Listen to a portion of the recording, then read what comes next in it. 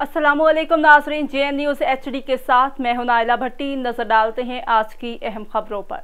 खपरू से तहसील रिपोर्टर हसन हंगूरू की रिपोर्ट के मुताबिक खपरू के नवाही गांव अब्दुल वाहद दर्स में कायम गवर्नमेंट प्राइमरी स्कूल उस्मान दर्स ज़बू हाली का शिकार।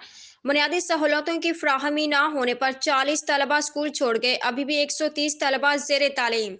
तफसील के मुताबिक खपरू के नवाही गांव अब्दुल वाहद दर्स में कायम गवर्नमेंट प्राइमरी स्कूल उस्मान दर्स ज़बू हाली का शिकार। स्कूल की इमारत बगैर छत के चलने लगी, खिड़की दरवाजे टूट गए। टीचर्स के लिए बैठने को कुर्सी और मेज भी नहीं। इस वक्त स्कूल में 130 के करीब तलबा ज़ेर तालीम हैं। स्कूल के टीचर यार मोहम्मद ने मीडिया को बताया कि इस स्कूल में 170 के करीब तलबा ज़ेर तालीम थे, जिस पर हम 2 टीचर्स पढ़ाते हैं, मगर हालिया बरसातों की वजह से स्कूल की छत गिर गई, दरी दरवाजे टूट गए।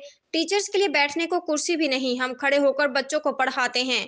हमारे स्कूल में 20 के करीब लड़कियां भी तालीम हासिल कर रही हैं और हालिया बरसातों के बाद हमारे स्कूल से 40 तलबा स्कूल छोड़कर सैफ के स्कूल में दाखिल हो गए हैं। अगर यही हाल रहा तो दिगर तलबा भी स्कूल से चले जाएंगे।